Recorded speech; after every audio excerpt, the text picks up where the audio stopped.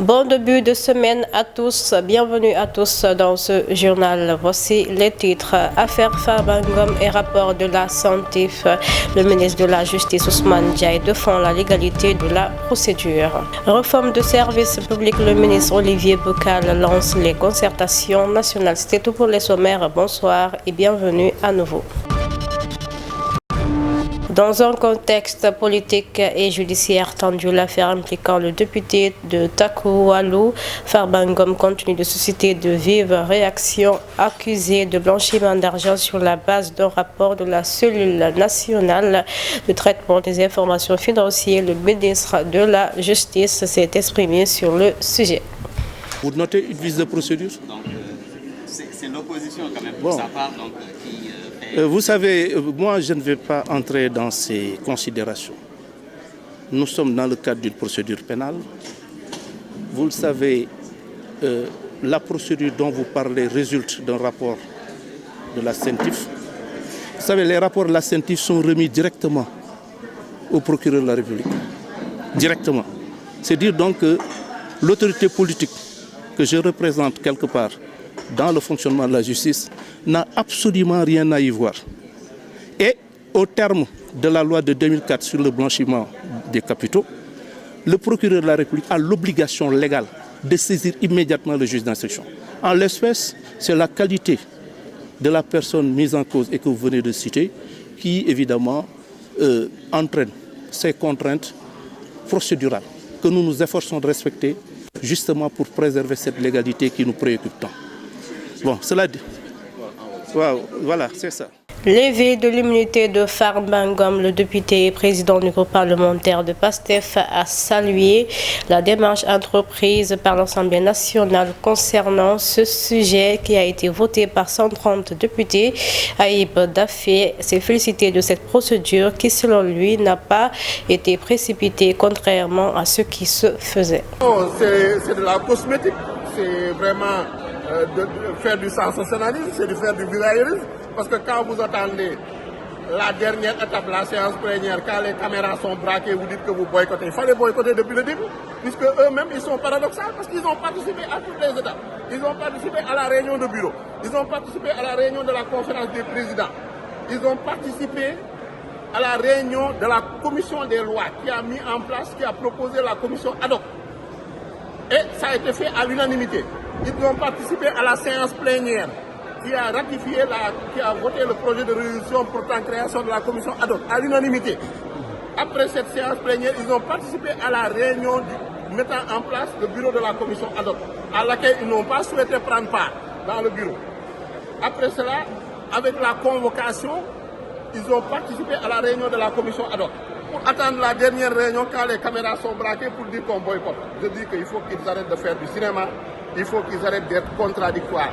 Parce qu'eux, ils ont eu à lever des immunités parlementaires ici en 48 heures, en 70 heures. On n'est pas amnésique. Donc en 2 semaines, on ne peut pas dire que c'est une procédure expéditive. En 14 jours, depuis le 10 janvier, on est en train de suivre cette procédure.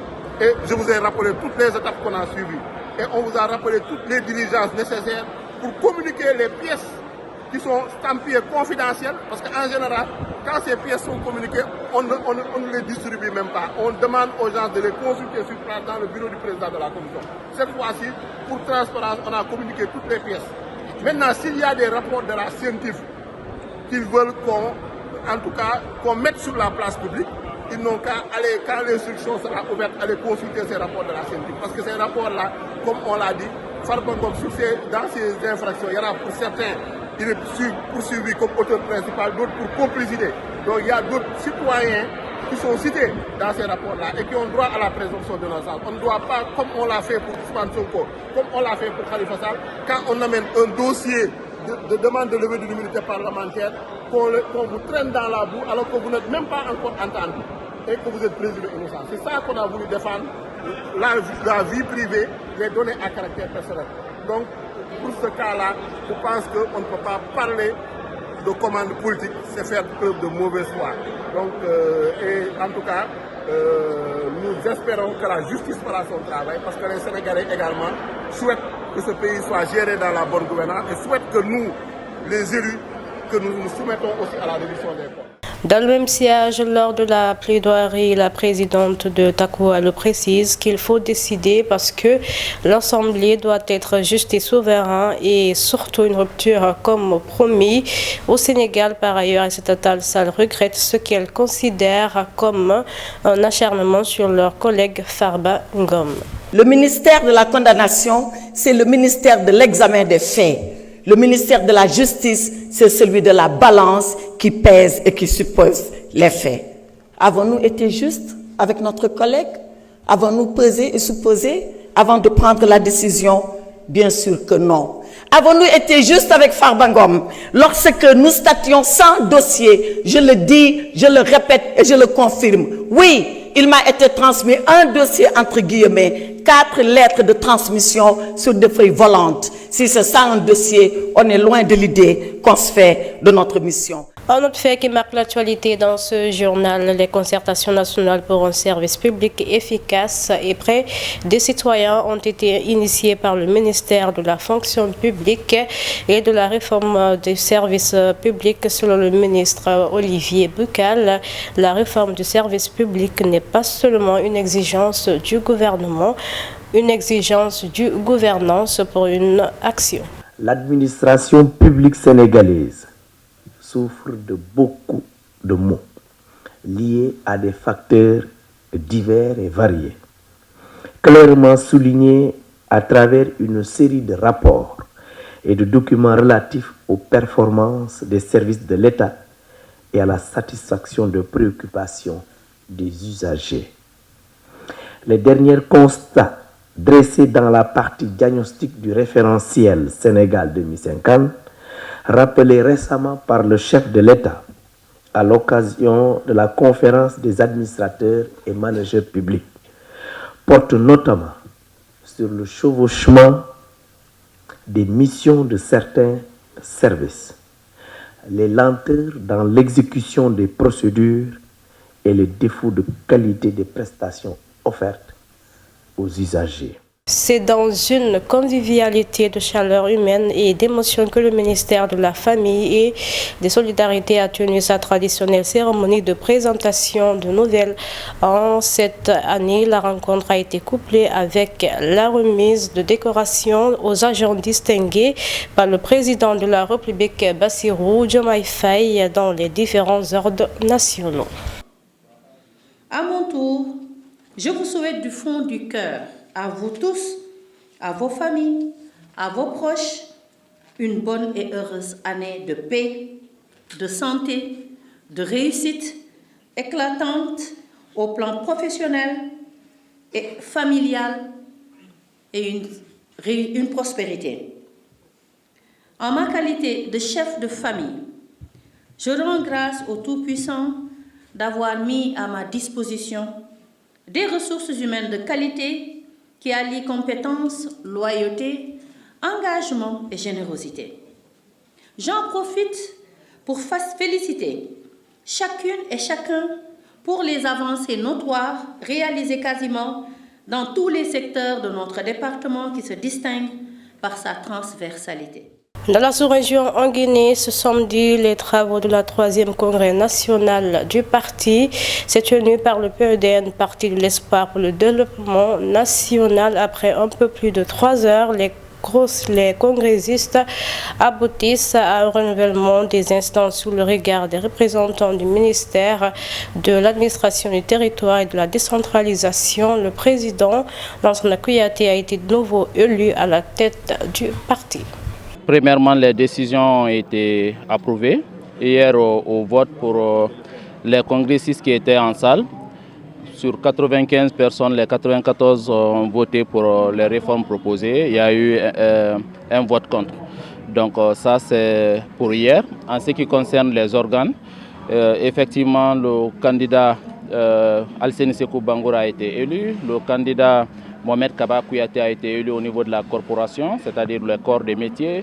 Il y a le président sortant, Lansana Kouyaté, a été élu comme président du parti. Et au niveau de l'investiture également, il a été élu après des 2 tiers des voix.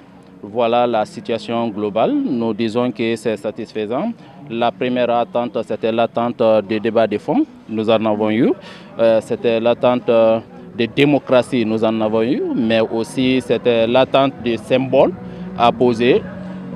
La plupart des amis qui venaient me dire « Cissé, on va voter pour toi », me disaient « On va se battre pour avoir 10 voix ». Mais nous sommes allés à une trentaine de voix, c'est significatif et nous mesurons toute la profondeur des ambitions et des aspirations des militants et des congressistes dans ce sens. Donc nous félicitons le président Lansana Kouyaté pour son élection à la tête du parti en tant que candidat et nous allons nous investir à fond pour que les ambitions des militants soient réalisées. Toujours en Guinée, l'Union des forces démocratiques de Guinée, UFDG, a tenu son assemblée générale au siège du parti.